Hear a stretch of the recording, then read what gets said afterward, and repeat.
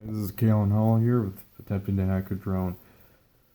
For my project, I tried to hack a drone and didn't have a lot of success, but I did learn a lot.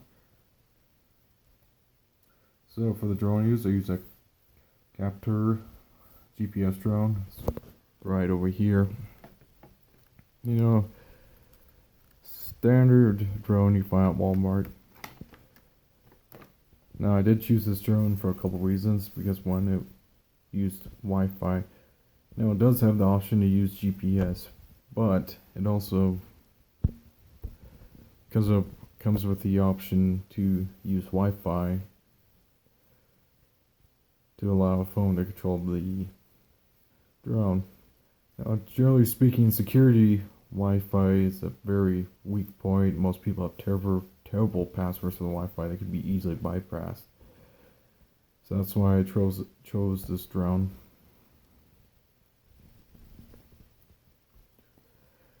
So I did consider radio hacking, but then I realized that, like I said, your average drone, your quadcopters, all that, they're usually used by Wi-Fi.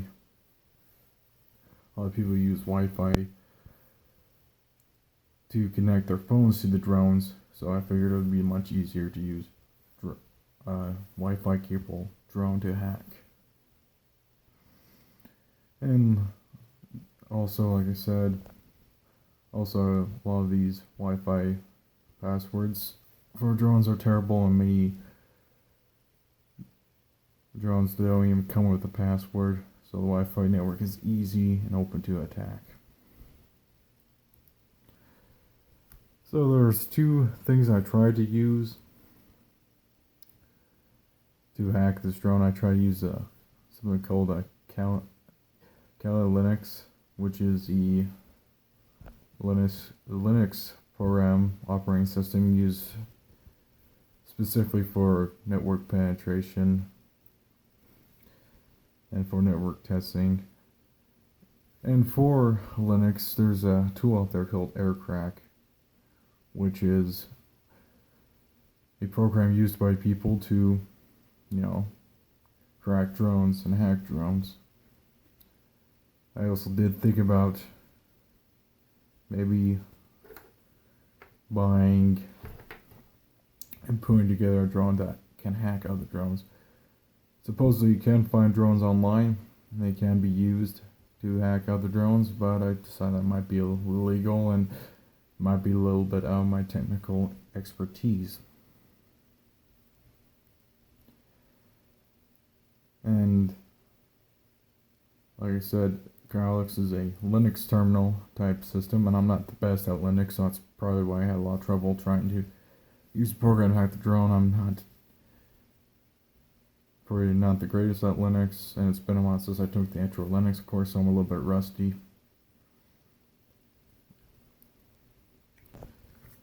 So what I tried to do, and in theory what you should do, is you use the Kali Linux terminal to do a DOS attack or denial of service.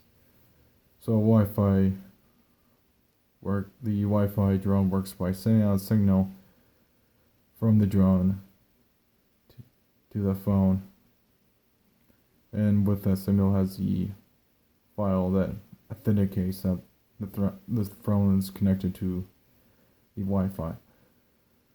Well, someone using AirCrack tool on Linux can send out a signal with the file saying that the phone has been disconnected from the Wi-Fi from the drone, thereby severing all control from the phone to the Wi-Fi. Excuse me, it severs all the control from the phone over the drone. And this allows the attacker then to, using their own phone, to connect to the Wi-Fi from the drone and to assume control of it. Now, in most cases, this is really easy to do because the Wi-Fi does not have any password, any security, anything. And if it does, it's usually so passwords that can be brute forced. So my big takeaway is what I learned is that Wi-Fi is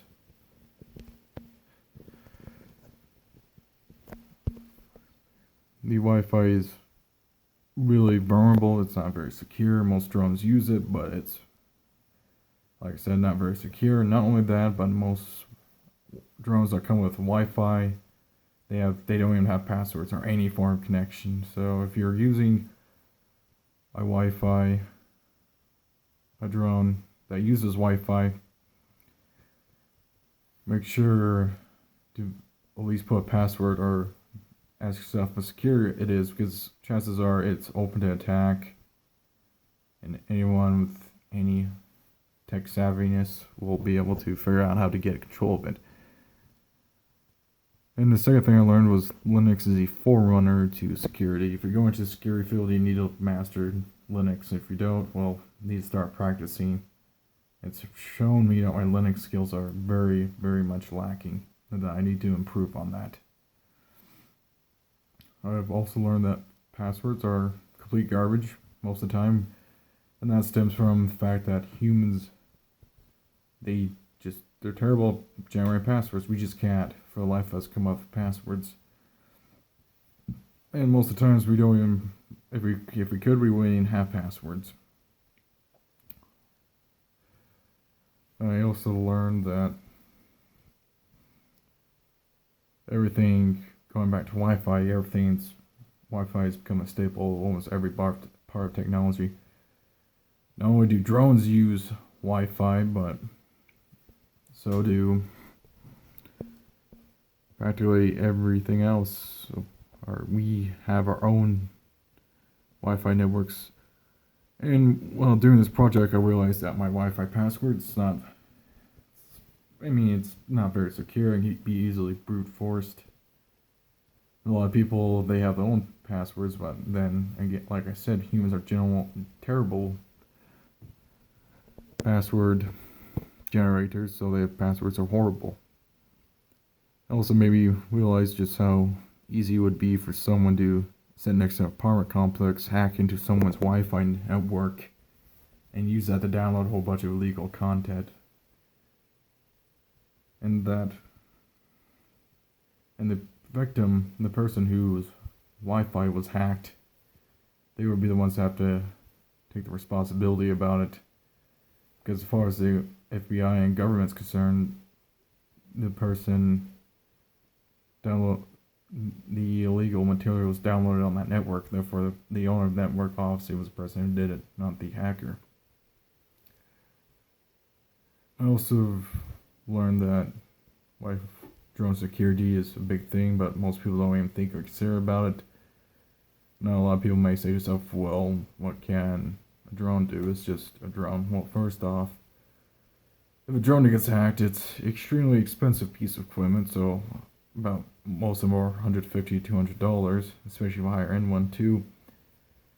If Amazon decides to use drones to carry packets, well, someone hacks the drone and then there's a free package for them.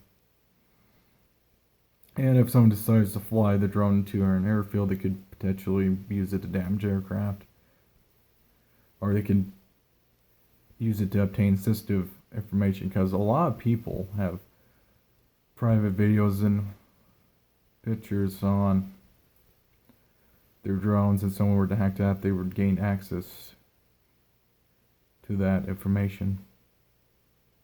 Anyways, this is Galen Hall signing off.